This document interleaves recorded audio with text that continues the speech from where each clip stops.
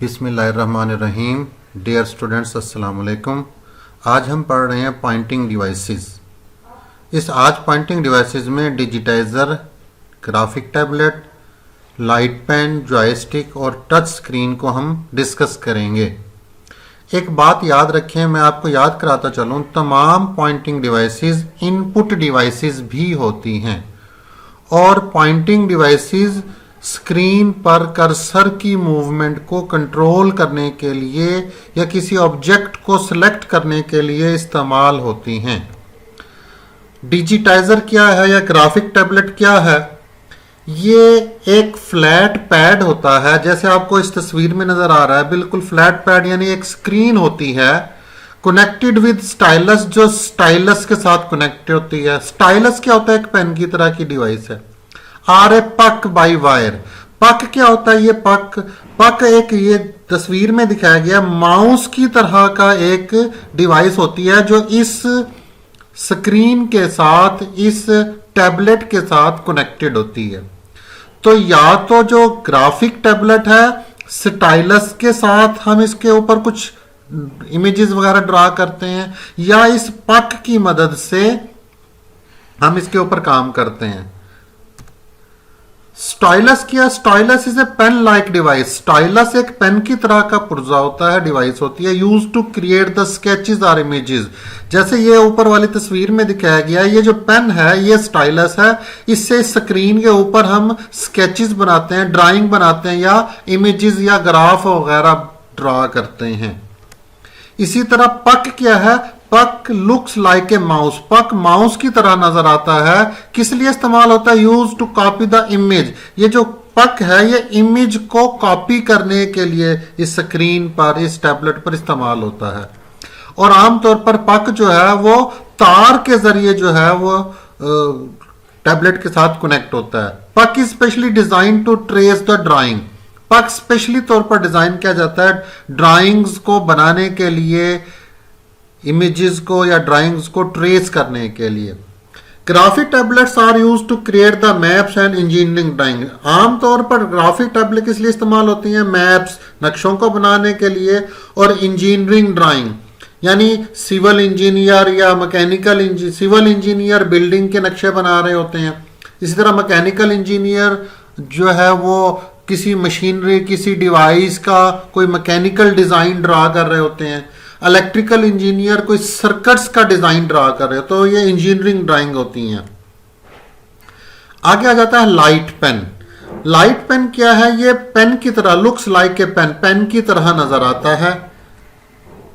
Hand held pointing devices है। Hand held pointing devices का मतलब क्या है? कि लाइट पेन को हाथ में पकड़कर, हैंड हेल्ड हाथ में पकड़ी हुई, हाथ में पकड़कर इससे काम करते हैं।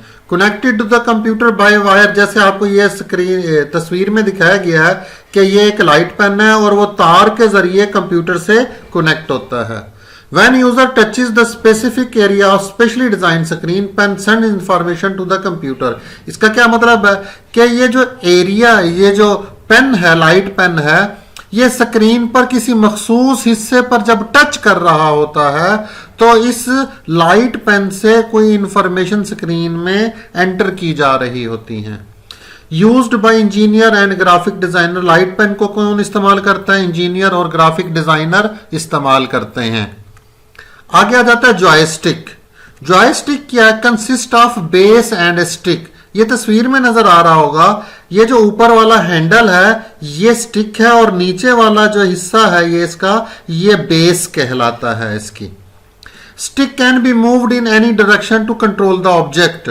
स्टिक, इस स्टिक को किसी भी डायरेक्शन में आप घुमा सकते हैं किसी ऑब्जेक्ट को कंट्रोल करने के लिए। अब यहां पर ऑब्जेक्ट क्या है?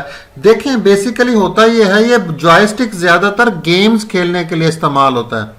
जैसा कि आप अगर नीड फॉर स्पीड एक गेम है जो कंप्यूटर पर खेली जाती है, तो नीड फॉर स्पीड में क्या होता है? आप कार की रेस लगा रहे होते हैं, तो जो कार है वो आपका ऑब्जेक्ट है। अगर आपने कार को टर्न करना है, मोड़ना है, तो इस स्टिक को घुमाने से वो मुड़ेगी।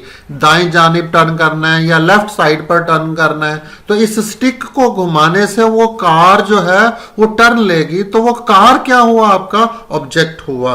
इसी तरह ये जो बटन्स होते हैं यहाँ पर, ये मुख्तलिफ काम सरंजाम, मसलन कोई एक ऐसा बटन है जो इस कार की स्पीड को तेज करेगा, कोई ऐसा बटन है जो कार के डोर ओपन करेगा, कोई ऐसा एक बटन है जो कार को ब्रेक लगाएगा। तो ये डिफरेंट बटन्स जो हैं ये मुख्तलिफ काम सरंजाम देते हैं।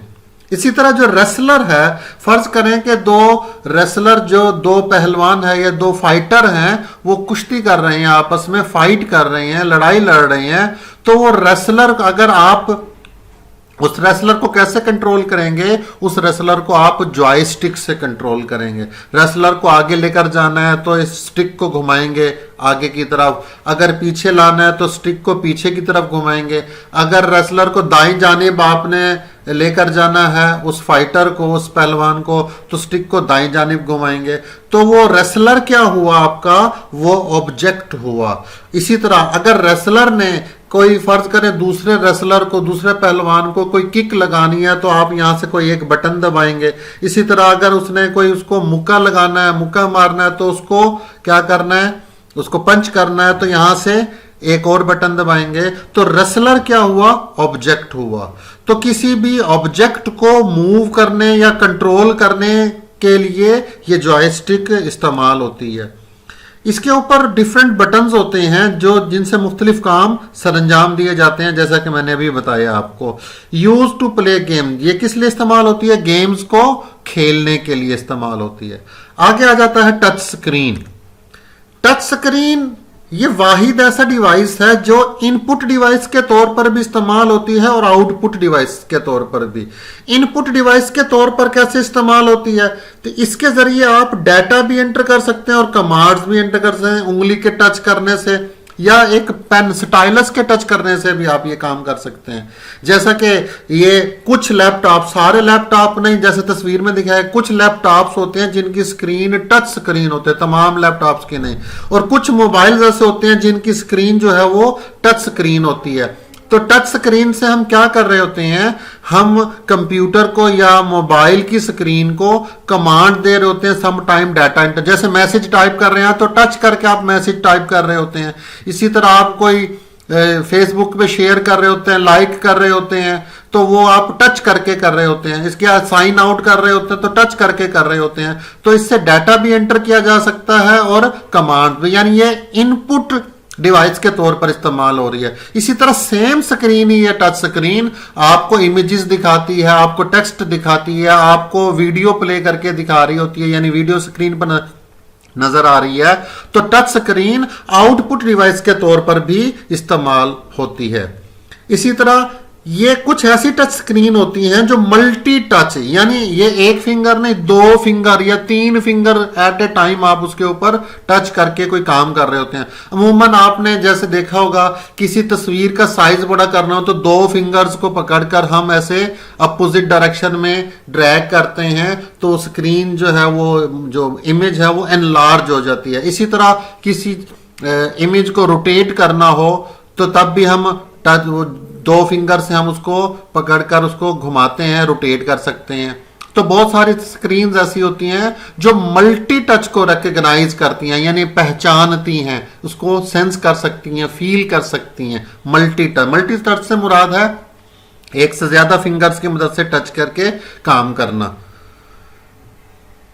आमतौर पर जो टच स्क्रीन है वो आउटपुट शो करती है की शक्ल में, टेक्स्ट तहरीर की शक्ल में, इमेजेस तस्वीरों की शक्ल में और वीडियो की शक्ल में। टच स्क्रीन कहां पर पाई जाती है? मोबाइल्स में पाई जाती है। एटीएम, बैंक के बाहर जो पैसे निकलवाने के लिए जो मशीन होती है, automated teller machine, automated teller machine, वहां पर उसकी स्क्रीन टच स्क्रीन होती है। और आमतौर पर लैपटॉप्स में भी पाए जाते हैं। सारे लैपटॉप्स में स्पेशली डिजाइंड होती है, कहकर लेना पड़ता है कि टच स्क्रीन वाला लैपटॉप चाहिए। उम्मीद है आपको मेरा लेक्चर समझ आ गया होगा। अगर आपने अभी तक मेरे चैनल को सब्सक्राइब नहीं किया तो जल्दी से मेरे चैनल को सब्सक्राइब करें और बेल आइकन पर क्लिक कर दें ताकि हर नई आने वाली वीडियो का नोटिफिकेशन आपको मिल सके। अपना ख्याल रखिएगा। अल्लाह हाफिज।